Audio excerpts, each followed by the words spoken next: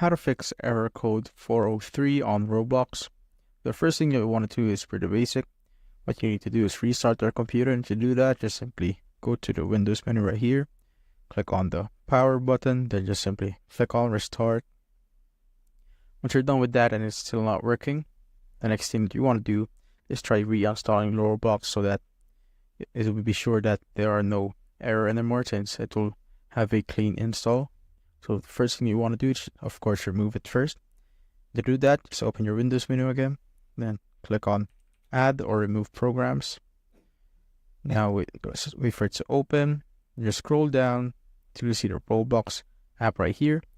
Just simply click on the three dot icon right there, then click on Uninstall.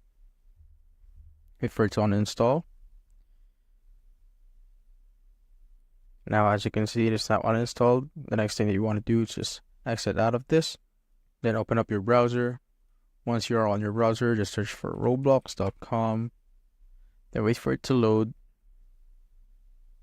Once it's all loaded up, you just need to click on any game that you want. So let's say I want this game. Just simply click on it. Wait for it to load again. Just simply click on the play button right there. And this should pop up. Roblox is now loading, get ready. And after that, it will say download and install Roblox. Just simply click on that. Now, just simply click on save.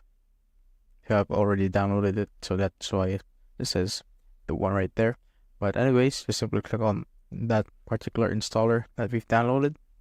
Now, as you can see, it says installing Roblox. Just need to wait for it to install. And now once it's installed, it will just automatically open up like this.